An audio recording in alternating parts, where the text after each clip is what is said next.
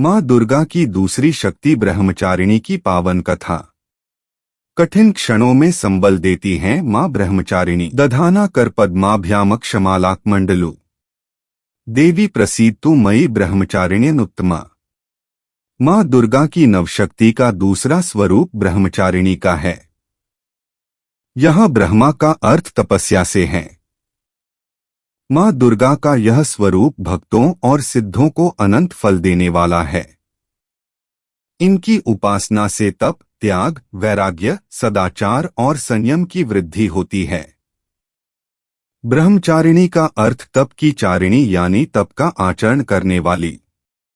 देवी का यह रूप पूर्ण ज्योतिर्मय और अत्यंत भव्य है। इस देवी के दाएं हाथ में जप की माला है और बाएं हाथ में यह कमंडल धारण किए हैं।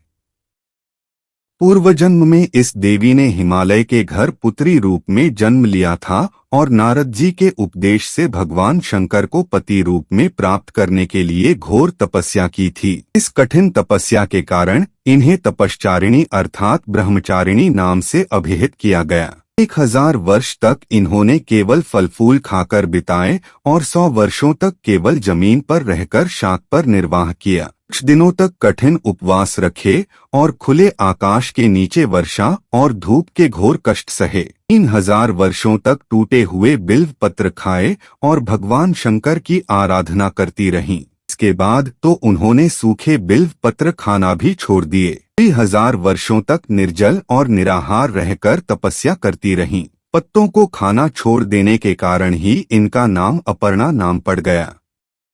कठिन तपस्या के कारण देवी का शरीर एकदम क्षीण हो गया। देवता, ऋषि, सिद्धगण, मुनि सभी ने ब्रह्मचारिणी की तपस्या को अभूतपूर्व पुण्य कृत्य बताया, सराहना की और कहा, हे देवी, आज तक किसी ने इस तरह की कठोर तपस्या नहीं की। यह तुम्ही से ही संभव थी। तुम्हारी मनोकामना परिपूर्ण होगी और भगवान चंद्रमौली शिवजी तुम्हें पति रूप में प्राप्त होंगे। अब तपस्या छोड़कर घर लौट जाओ। जल्द ही तुम्हारे पिता तुम्हें बुलाने आ रहे हैं। इस देवी की कथा का सार यह है कि जीवन के कठिन संघर्षों में भी मन विचलित नहीं होना चाहिए।